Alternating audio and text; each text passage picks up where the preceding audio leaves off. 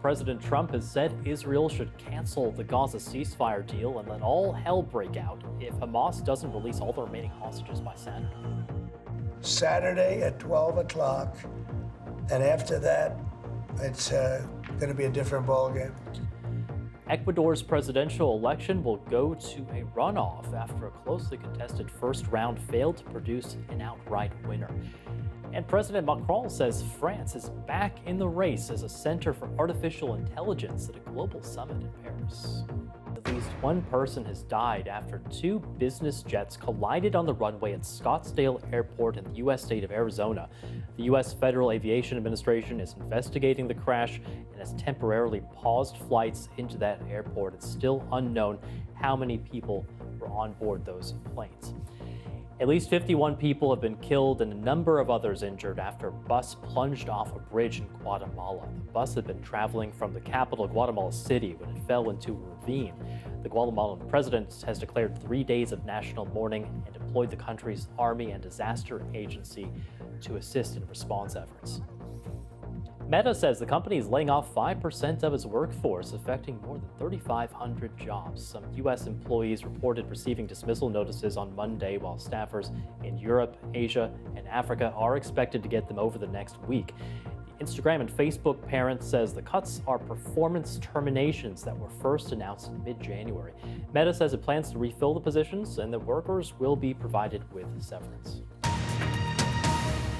Elon Musk is trying to buy the nonprofit behind OpenAI, which powers ChatGPT. Mr. Musk is leading a consortium of investors offering nearly $100 billion, according to the group's attorney. Musk, the world's richest man, has been suing OpenAI for months, trying to stop it from transitioning to a for-profit firm. He co-founded the company in 2015 with its current CEO, Sam Altman, but left before ChatGPT emerged as the leading chatbot in the AI boom. Mr. Altman promptly responded to Mr. Musk's offer with a no thank you. He then offered to buy X instead, referring to it by its former name, Twitter. Mr. Musk acquired that platform in a hostile takeover in 2022. New Zealand has criticized the Cook Islands for its plan to strike a partnership deal with China. Prime Minister Christopher Luxon said New Zealand was not properly consulted and accused the island of lacking transparency. But Cook Islands leader Mark Brown, now in Beijing to sign the deal, said his country has the right to forge its own path. The Cook Islands, a small Pacific nation northeast of New Zealand, is hugely reliant on Wellington, and the nations have a long-standing free association agreement that provides it with defense and financial support. But China's growing influence in the Pacific has challenged the U.S. and its allies, who have held sway for years. The deal is expected to cover trade, tourism, and deep-sea mining, an industry critics say could harm the environment. Now, the singer Ed Sheeran was stopped from busking in the southern Indian city of Bengaluru last night after police said he didn't have the necessary permissions.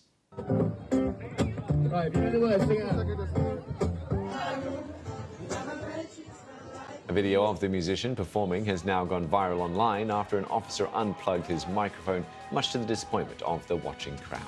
Some breaking news to bring you from the White House. It's just announced in the last few minutes that an American man who's been held in Russia since 2021 on drug charges has now been freed. Well, the US National Security Advisor, Mike Waltz, said the 63-year-old schoolteacher, Mark Fogel, is now on his way home after an exchange was negotiated with Russia.